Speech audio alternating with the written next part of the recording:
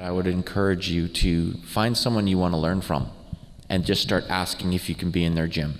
I've yet to find a U Sport coach, Gina at SFU being NC2A, who hasn't had people come and ask and don't have an open gym. Do you have an open gym?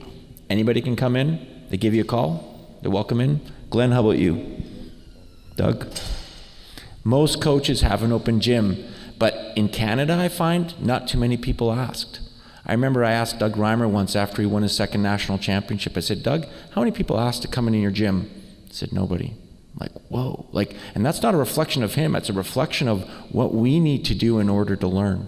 And I think more and more people would be open to do it. And then that's where you can really learn.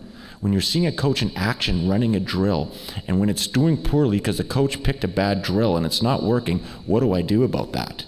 And then how do I object? How do I literally go, ladies, this drill sucks right now, I'm going to change it, and move on from there. Just to add to that quickly, that was the first piece of advice that I was given when I started coaching. I started with U13, U14 boys, and I'm like, okay, I really like this. I want to, how far can I go? And I met with Rod Durant, who's now the coach at University of Calgary, and I said, what advice, how do I become you? How do I get your job? And his first piece of advice was get into as many gyms as you can and learn from as many coaches as you can.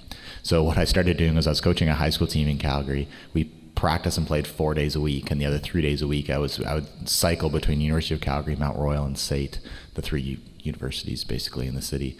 So I was going 7 days a week, and but I was learning from I'd walk into 3 different gyms every single week, and I was learning 3 different ways, and I quickly started to determine what was my way.